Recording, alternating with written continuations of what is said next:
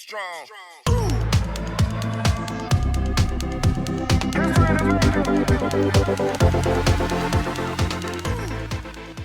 Hi, this is Lynn B, and I'm with my co-host, Edward Biss. And today we have on from across the ocean, from the Queensland, London, which I've always wanted to visit and I haven't, but who knows, you never know.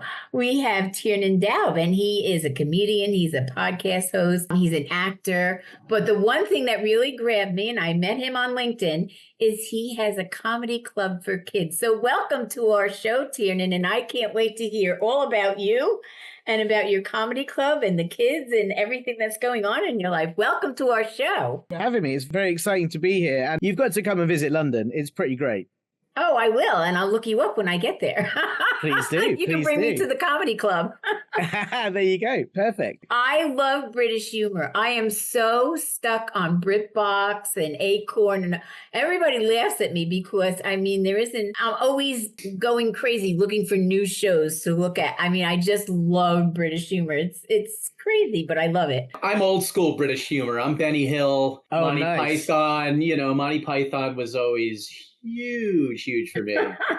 Yeah, well, Benny Hill and Monty Python were huge in the States, weren't they? They did. Oh yeah, I think they still got a massive following. Yeah. Yes. And they're still legendary in the UK too. So it's everyone still talks about them now. We used to have a lineup on Saturday night, and it would be like Mary Hartman, then it would be Monty Python, and then SNL. And it was like a Saturday night. It was like if you had nothing to do when you were able to tape things.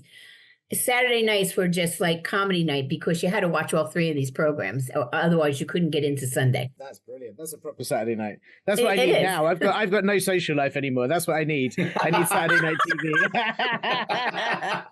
Never mind, you don't have a social life. I have to direct everybody's eyes to his background because I think it's hysterical that he's got these woolly mamas on it. I love it. I absolutely love it. So let's hear about you. What's you? Tell us about you. What's going on? Oh, wow. I don't know. Lots of stuff. At the moment, I'm kind of mainly writing for children's TV shows in the UK, actually, and lots of animation and things because they all need a lot of comedy in them. And it's brilliant fun to be able to write comedy that kind of kids laugh at, but then it also goes a bit over their heads and adults laugh at it. Yeah. So there's a big animation in this country, and it's worldwide actually, called Hey Dougie. I've just written for the most recent series of that, and I'm writing on a few other bits too, and it's good fun. It's really good. So fun. this Hey Dougie, is it like a cartoonish type of thing, or is it okay? Yeah, it's a dog called Dougie. He's got his squirrels who are kind of like scouts, I don't know. Yeah, and they earn a different badge every show, and the badge is always something quite fun. And so, but I know a lot of parents of kids say they love watching it too because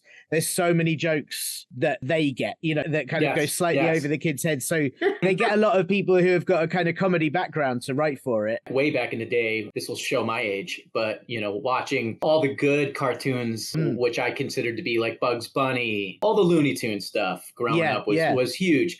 And what you don't realize when you're that young is how much of that humor was not written for children.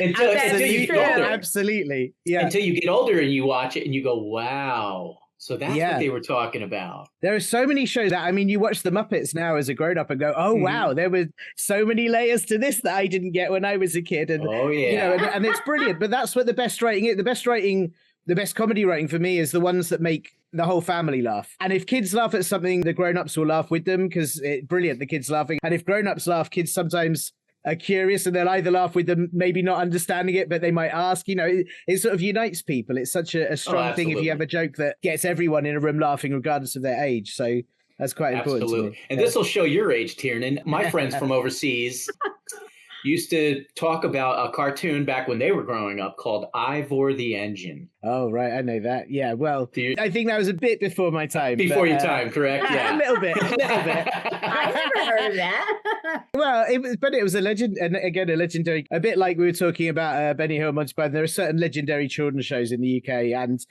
all around the world, really. And I think that's the other thing about kids' TV is it sticks with you forever. You have your favorite shows you had as a kid. You always remember them. And so it feels quite special being able to write on that And hope that you're not ruining kids' lives, but maybe that they remember it and years later they'll always think, wow, that made me laugh even then, and that's what you want. So, yeah. Well, some kids, there's certain things in comedy. We laugh, we think it's hysterical, but these kids get traumatized by it. You'll still hear grown-ups say, God, I can't stand to look at a clown. I think clowns are hysterical. Oh, yeah. But some people freak out and they can't stand them, So and that started from when they were a kid because you went to the circus or, whatever. Or Bozo was a big thing when we were younger and stuff like that, Bozo the clown. But when I look at episodes of that now, I'm like, maybe that's why I'm not sane. Maybe I don't have a normal mind, I think, oh my God, I watched this stuff. Holy crap. Yeah, but it's funny because there was a whole while when there were horror shows about clowns, and I think it got people thinking, why have they got a makeup on their face? What are they hiding?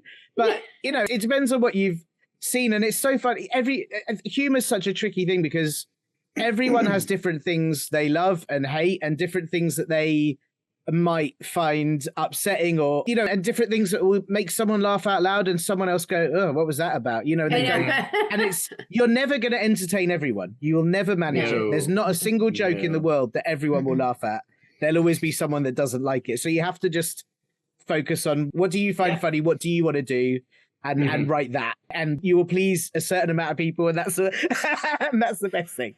Without a doubt. And I think with animation and children's stories and everything along those lines, you really have a little bit more time to get more creative and to take a step back and see what you're writing and what direction your story's going to, what type of adventure you're trying to create for them, and then adding that humor in there, as opposed to the flip side of standing on stage and doing stand-up. Yes, that's true. But then you have the time to contour that humor and that story, but when you're doing your stand-up and you're in a room full of very diverse people and diverse senses of humor, that's way more challenging.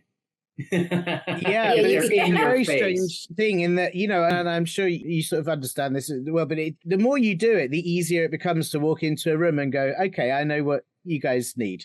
I know, and whether that's kids or adults, because I did stand up for adults for about 20 years too. And you can walk into them, you can sense the feeling, and you sort of think, right, you need a story. You need me to talk to you. You need me to do some quick gags. You need me to come in quite slow and gently, or you need me to go in fast and kind of be really confident. And it's a very strange thing, but I think almost about 10 years in of doing it, you suddenly realize, oh, wait, I just know how a room works now. And it just doesn't matter if it's 2,000 people or 20 people. And that's experience. And it's one of the things, I suppose, without sounding too grumpy, one of the things I always get annoyed about is when an act is brand new and immediately they're put on TV and everything. And you think, well, no, you've got to...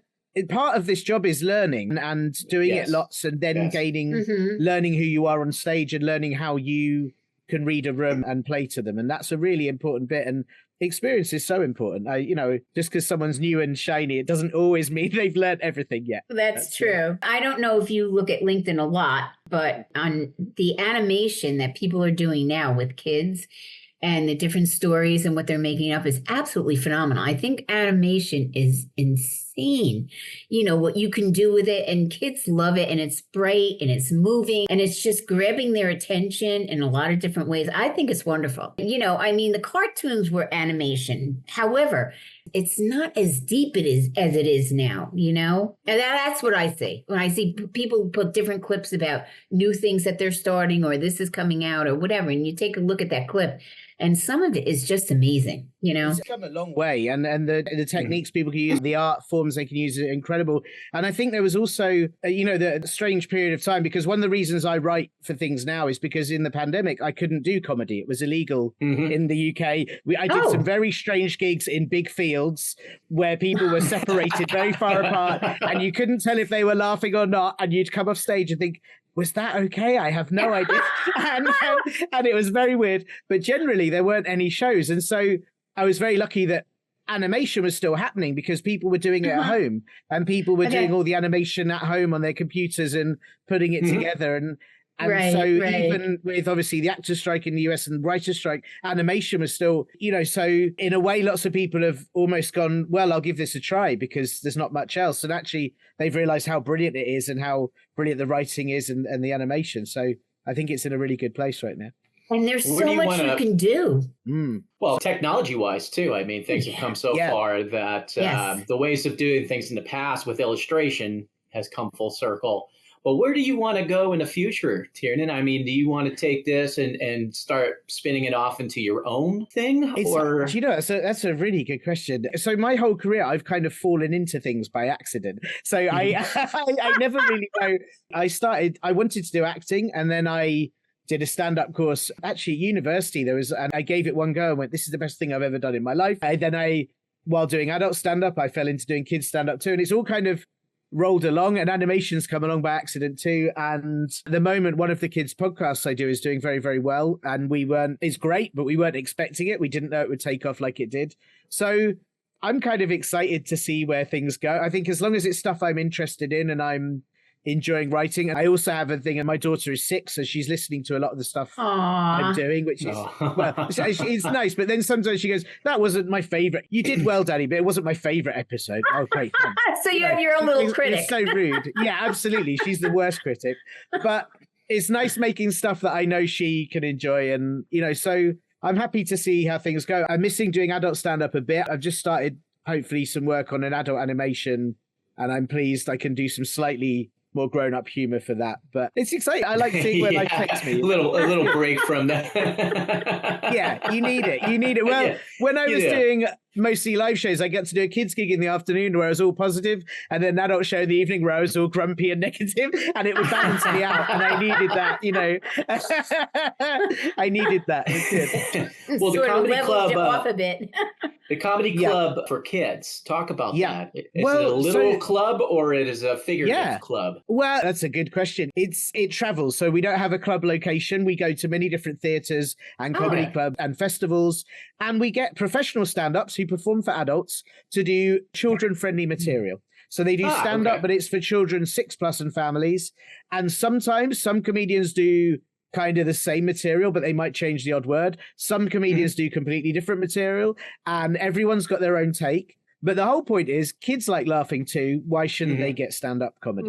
Right. Because they love it. And kids there's some big differences, right? And I've got to explain it because I know American audiences are much better than British audiences in that they are much more supportive and they can whoop and cheer really loud, whereas British audiences will always be, I'm not going to sit in the front row, and they'll sit cross-armed and go, okay, let's see who's funny, make me laugh, and you've really got to win them over.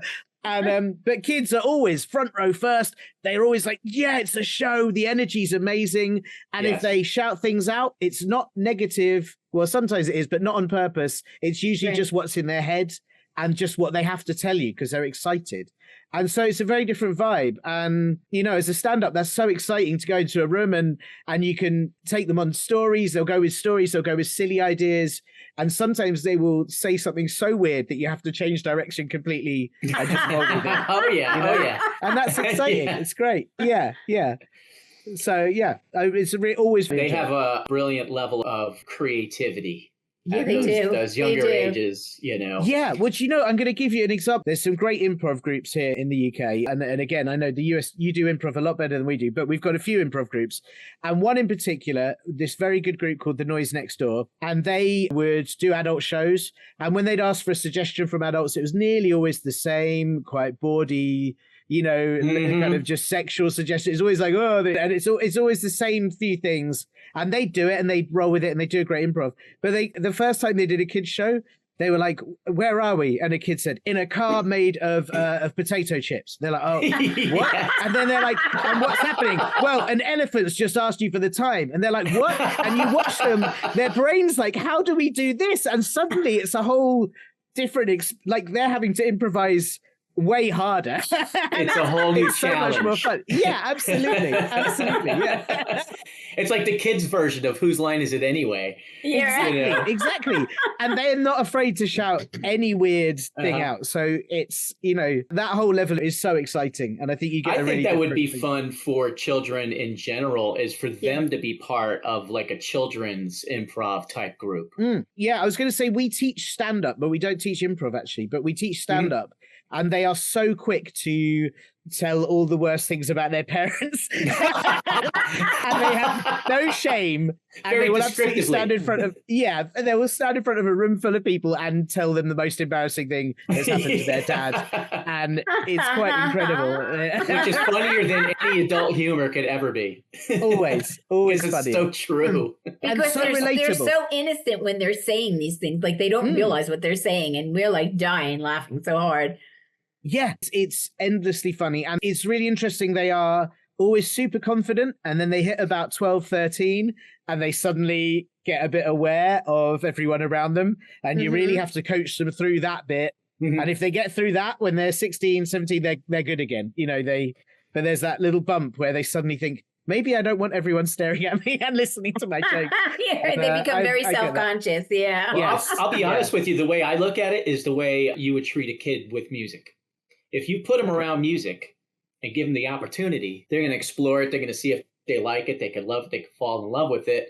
But they still have the opportunity to put that instrument in their hands and watch people do it and learn and progress and get excited that way. Same thing for comedy. You get a kid on stage, give them a microphone and some direction and give them an opportunity to try it out, to see how they feel in front of people, see how they feel trying to tell a joke, see how they feel with a microphone, and give them that opportunity to say, hey, man, that was kind of, whether I knew what I was doing or not, that was a lot of fun. I want to do it again. Yeah. And then create that level of excitement. You're absolutely right. It's about opening them up to that. And what's really interesting, and I'm probably overgeneralizing here, but we go into a lot of schools, and I would say 99% of the time, I'm probably exaggerating it, but often the teacher will say, oh, that kid's the troublesome kid, or that kid's the really quiet kid. And they will always get up at the end and be the best set. They will always somehow have like, bam, bam, bam, jokes. And this confidence will come from nowhere. And the teacher will always go, wow, we've never seen them like that before. And you think, well, it's because you haven't engaged them like this before. Right. Absolutely. I was going to ask you if you do the shows in schools, because I think that would be so important for the kids to have something like that to look forward to and to work with, But that's good that you do that. Also, too, is, a big fear for people, a big phobia. One of the biggest phobias, believe it or not, is public speaking. Right. So somewhere along the lines, whether they want to be a comedian or wind up in business or doing anything, if they get over the fear of speaking in front of people, whether it's comedy or anything else, that's going to help them later on in life. Whether you go in that direction, whether you want to learn more about it, whether you do it or not, at that young of an age, to stand in front of people with a microphone and engage them in any type of way, right? Huge for kids, exciting. That's interesting because, the schools always put on like talent shows, and I would say like 85% of the kids they can't wait for the talent show. And there's always that 15% that it's so hard for them. They've got to think, what am I going to do? Oh, I got to get up there in front of these people. They'll do it reluctantly, but it's a good way to try and push them out of their comfort zone and into the arena where people can see them and they know people looking at them, and try and give them that little bit of an edge to be in front of people and bolster their confidence in life, So I'm all for comedy-ish or just, generalized shows in school. But when I saw your comedy club for kids, I was like, this is a phenomenal idea. I love it. Like, we might have it in the United States, but I've never seen it. I don't think you do have it in the States. There are some, I know in Australia, they have a little bit of kids comedy here and there. Okay. And I went and did a kids gig in Norway. Once, nice. And I've done it. And we've taken our show to Hong Kong and Malta and a few places, but we haven't, I don't think the States has it. I mean, hey, if you want me to come over, I'll gladly bring it. Honestly, you should, because really? I haven't really seen much of it, if at all, to be honest with you. I've never seen... No, I have never seen anything that ever advertised anything like a comedy club for kids. Never. That's why I was so amazed when I saw that, and I zoomed right in and I said, I got to ask this guy to be on my show because this is amazing.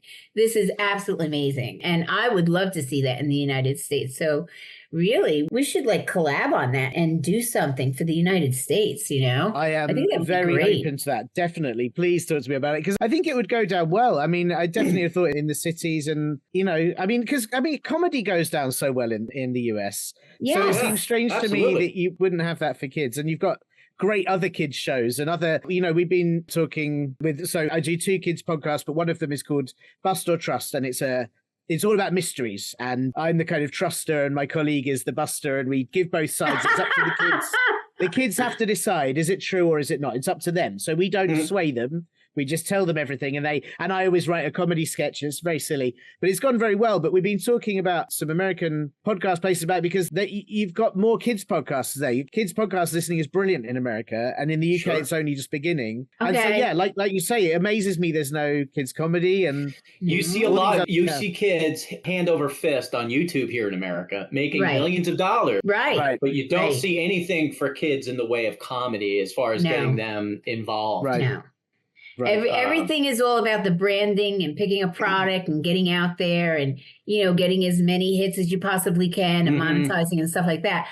But not in comedy. No. Not for children. So yeah, that's not for children. Put that on your bucket list, Tiernan. Yeah, I will do. Yeah, I will do. Honestly, I mean, it would be great for you to get over here and just, not that you've never been here before, but I'm saying just, spend some time here, develop some contacts. You could probably get a good foothold. I'll tell you what, this country needs it. Really? This country needs it. These children, especially post-COVID, need it more than ever. And, you get, when you deal with adults and they can't even agree on what they want to teach your kids in school, at least let the kids have some form of entertainment and form of involvement and get out there, push their boundaries and experience something different. I mean, I was going to say for mental health, to be able to laugh at things is so helpful. The way it makes kids feel, to just be able to really laugh out loud, to be able to say silly things and make their friends laugh, like it makes you feel better. It just makes you feel and learn how to laugh at themselves too. You got to be able to laugh at yourself, Absolutely. And that's very important also. You can't take yourself so seriously, otherwise you're going to be miserable in life, for God's sake. Absolutely. I can get up in the morning, look in the mirror and just look at myself and laugh, but I've done that all my life.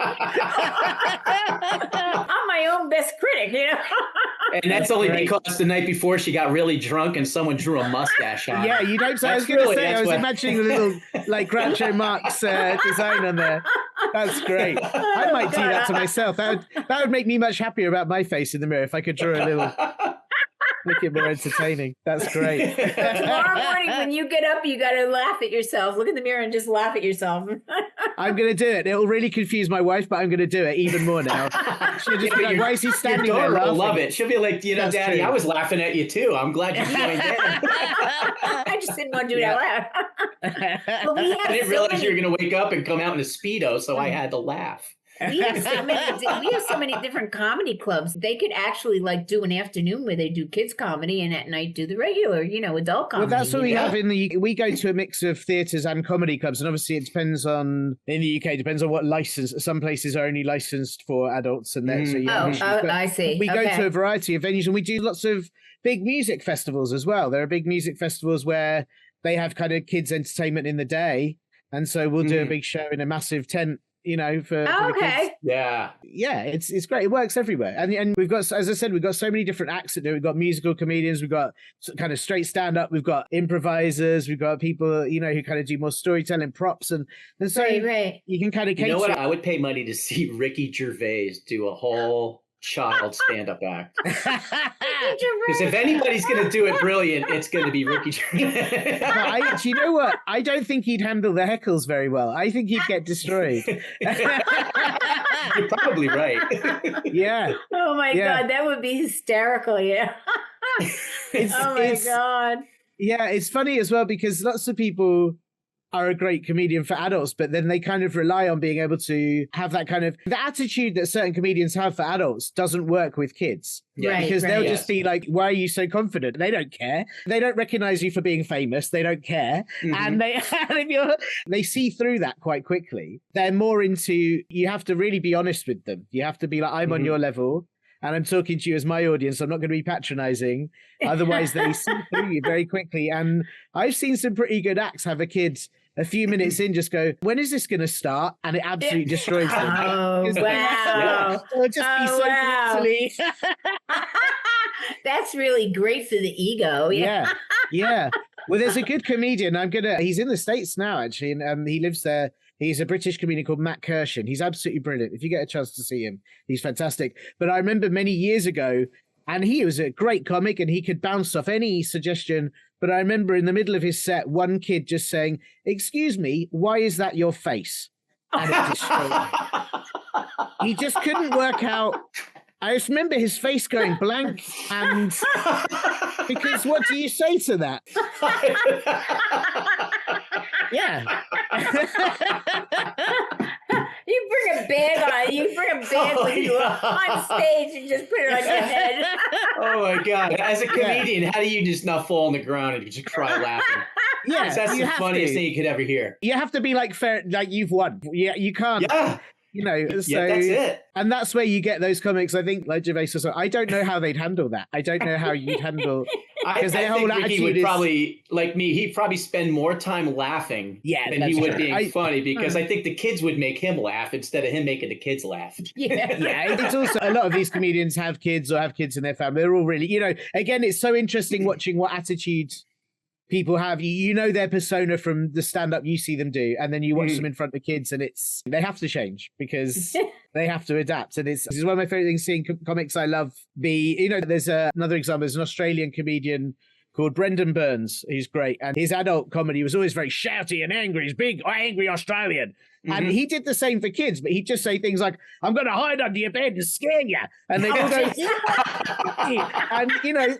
So he'd just do the same thing, but just not with swearing, and they would love that, you know. He does. So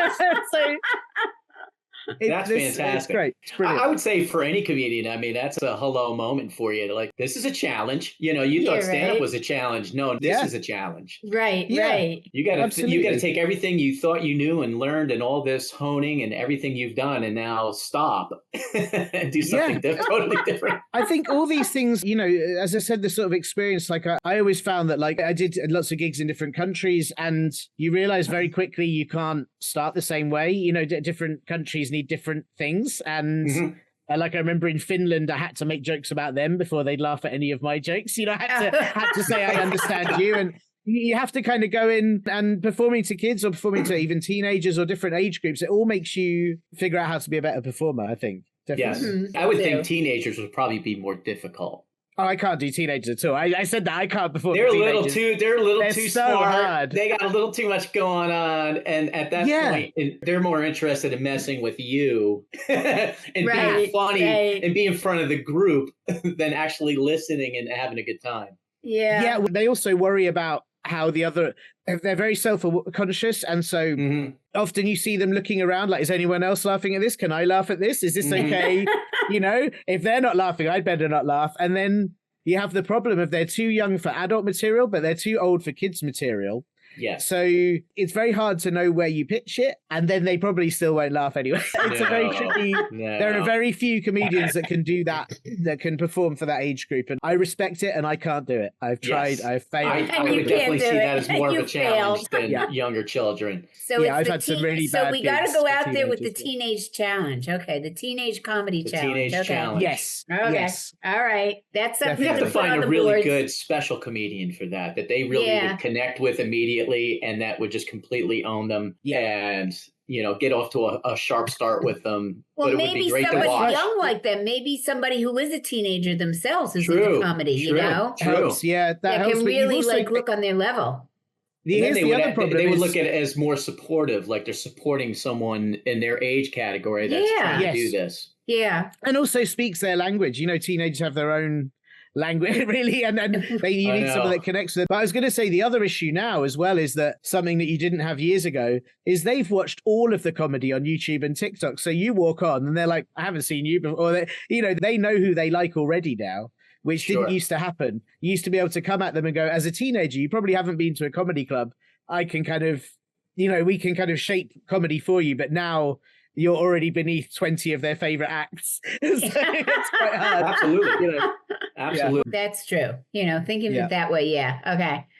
But but I would go for like either an adult that looks like a teenager and can pull it off, you know, smart, like in Catch 21 type of thing, you know, but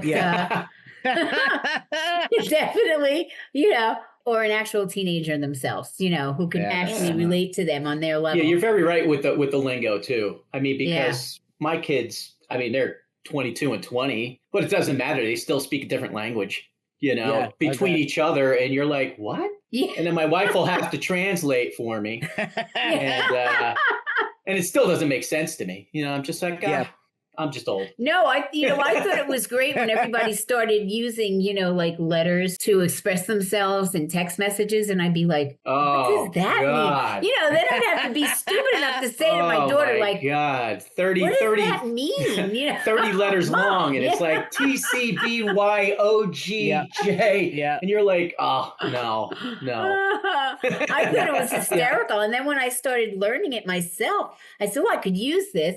Now everybody's gone away from that and they're doing other things. So everything changes so fast, Yeah, at least but now I regularly have to Google what things. At least now I have Google to look up what these things mean. So I know my day is just translating posts from younger people. That's translate your life. This is what my life has come to. Tiernan, do you have anybody else in your family that has ever gotten into performing, whether it be music, comedy, or anything like that? My brother is a rapper and a DJ. I mean, he lives in LA. He's based in Los Angeles now, so he has a great time. He's not coming back to London. He has a lovely time. But his rap name is The Last Skeptic, and he produces beats, and he's had some pretty good. So one of Rihanna's Fenty adverts has his beats behind it, and he's produced for quite a few other rappers and things. So.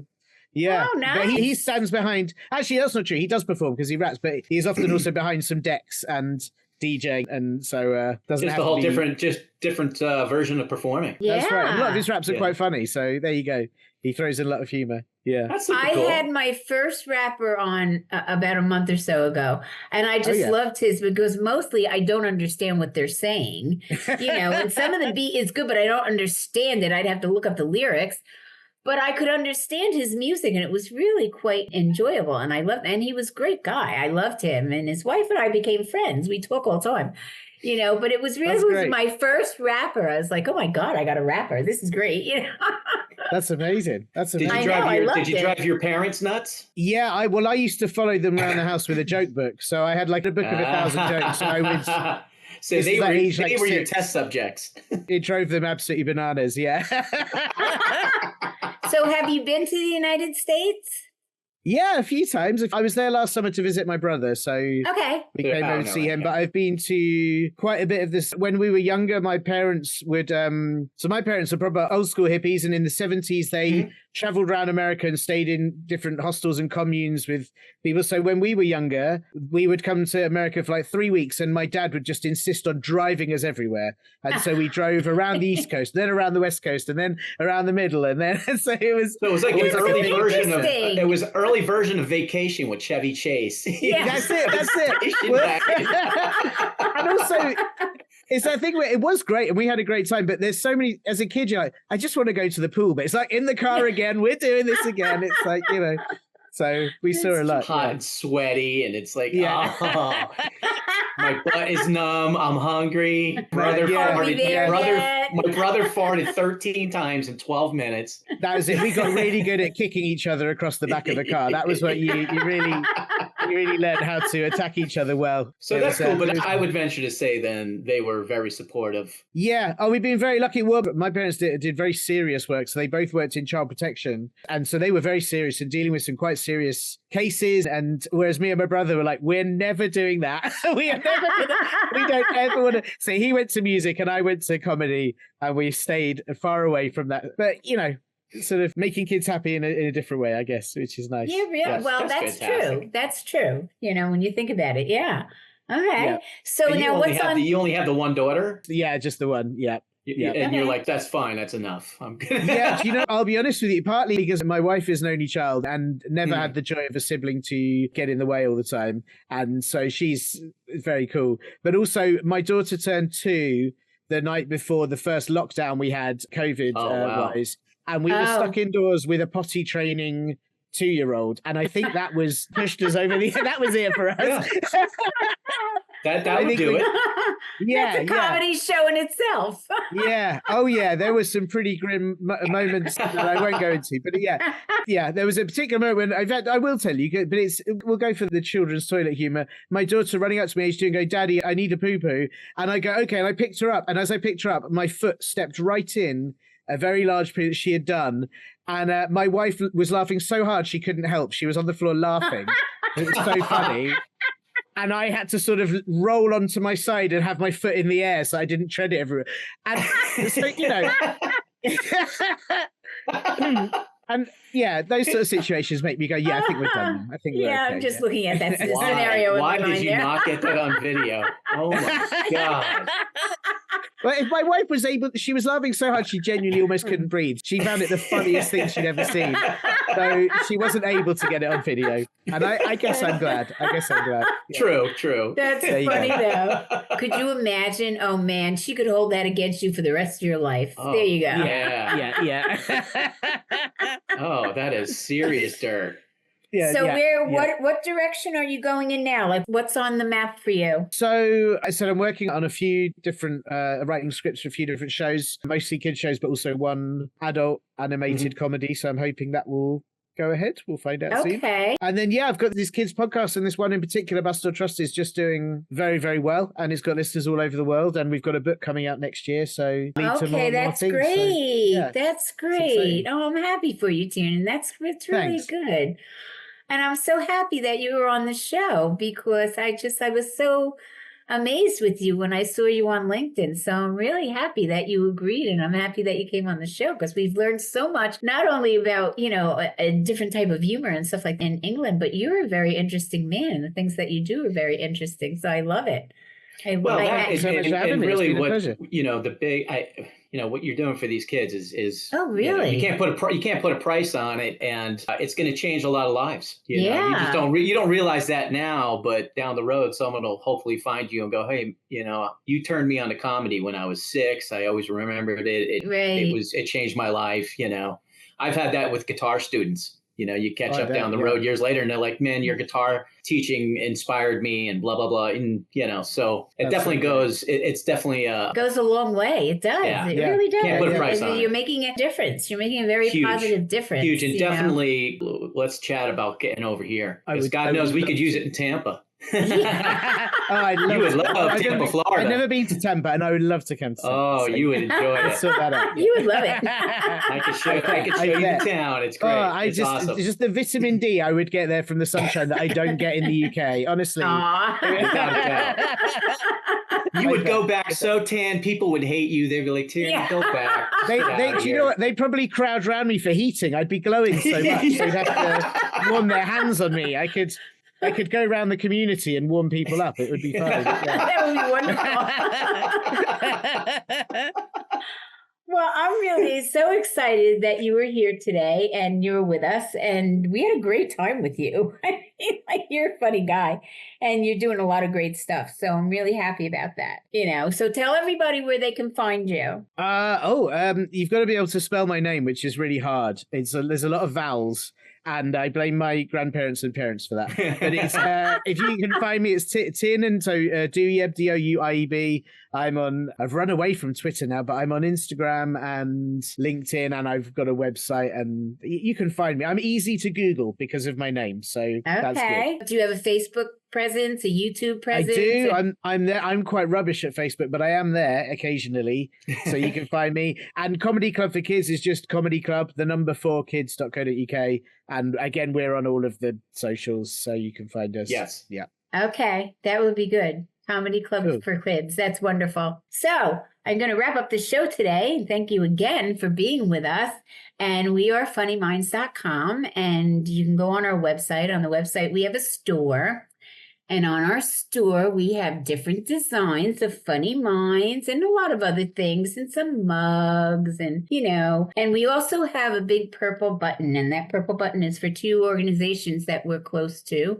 And that's St. Jude's Children's Hospital and Breast Cancer. So if you'd like to make a donation, you can do that. Otherwise, you can do it on your own. But they're 2 wonderful organizations that we promote. So again, Tiernan, I'd like to thank you for being on. And you were very interesting. And I have to send you some information. We'll talk about, I'd like to put this out to a couple of other people that I know on LinkedIn and comedians and stuff like that and see what people think. And see if we can get something going here in the United States. I would love it. It would be great. It would be absolutely great. Awesome. It'd be awesome. It's been so great chatting with you. Thank you so much for having me on your show. It's been great fun. Thank you. Honestly, So thank you. To all my friends and fans and family and whatnot, be happy, be healthy, be safe, be wise, and laugh, because we know that laughter is always the best medicine. So with that, I say goodbye, and we'll see you all soon. Tiernan, thank you. Thanks. Thanks.